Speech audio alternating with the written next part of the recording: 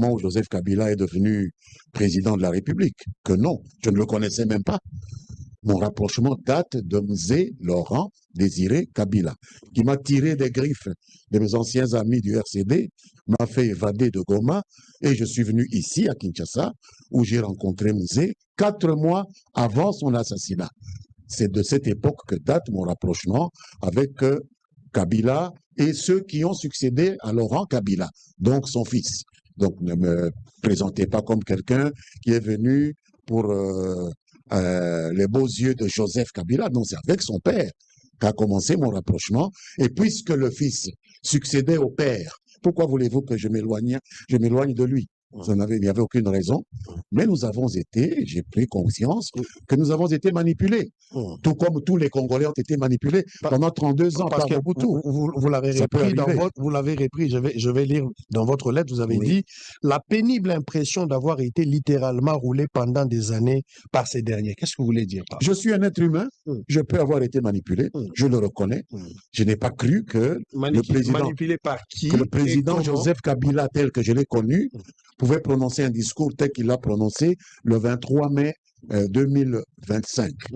Je n'ai pas pensé que ça pouvait arriver. Tout un peuple. Je me suis rendu compte que moi, personnellement, il m'a roulé. Est-ce qu'il a roulé tout le peuple? Je ne sais pas. Il y a plus d'1 an que Félix Tshisekedi nous dit que l'AFC, le M23, ce sont des créations de Joseph Kabila. Peu de gens l'ont cru, y compris moi. Je ne l'ai pas cru. Mais c'est Joseph Kabila lui-même, dans son discours du 23 mai, c'est lui-même, à travers l'itinéraire qu'il a pris pour entrer au pays, en passant par le Rwanda, que lui et nous considérions comme le cercle, le centre de tous les maux dont souffre le Congo aujourd'hui, c'est lui qui a donné à notre crédulité l'occasion d'évoluer et de comprendre que Félix Tshisekedi avait raison de le présenter comme quelqu'un qui a des accointances avec tous les malheurs qui nous arrivaient. Mais vous savez, c'est tout à fait compréhensible. Un chef d'État comme Félix Tshisekedi dispose des canaux d'information que nous, les Congolais lambda, nous n'avons pas. Je peux être député, je n'ai pas les mêmes canaux d'information qu'un président de la République. Donc pourquoi est-ce qu'on peut nous faire le reproche de n'avoir pas eu l'information? Lui, il a des gens qui sont payés et aujourd'hui, vous en êtes convaincu au jour le jour. Aujourd'hui, vous en êtes convaincu. C'est Joseph Kabila qui nous a convaincus par ses propos et par son comportement. Qu'est-ce que vous attendez des Kabila? Parce qu'aujourd'hui, vous dites que vous avez été littéralement roulé. Mais qu'est-ce que vous attendez des Kabila? Il vous a roulé en quoi? Qu'il fasse amende honorable, qu'il reconnaisse que le problème du Congo, ce n'est pas un problème congolo-congolais.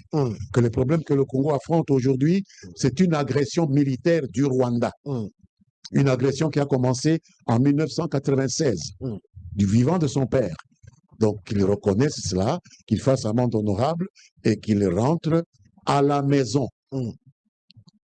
Qu'il rentre parler entre Congolais et qu'il laisse le gouvernement Tshisekedi régler le problème de l'agression extérieure que le Rwanda nous impose depuis 30 ans. Et Tshisekedi s'y prend très bien.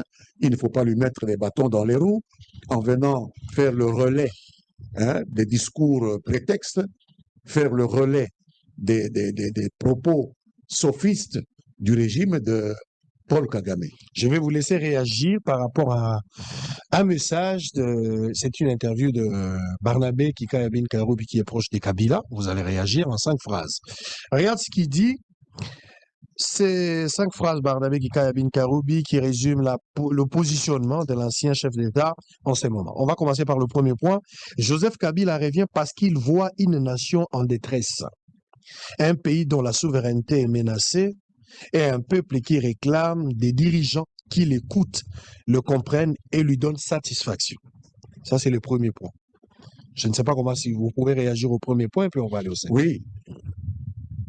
La nation est en détresse. Barnabé Kikaya a raison de le dire. La souveraineté est menacée. Il a tout autant raison. Mais ce qui manque dans cette analyse, c'est la cause. D'où vient la détresse de la nation congolaise aujourd'hui? D'où vient la menace à la souveraineté congolaise aujourd'hui? C'est d'un pays voisin qui s'appelle le Rwanda et que dans son discours, notre ancien chef de l'État donne l'impression de vouloir absoudre de sa responsabilité qui est substantielle dans ces problèmes que connaît notre pays. Et Barnabé Kikaya, dans sa mise au point, n'en parle même pas.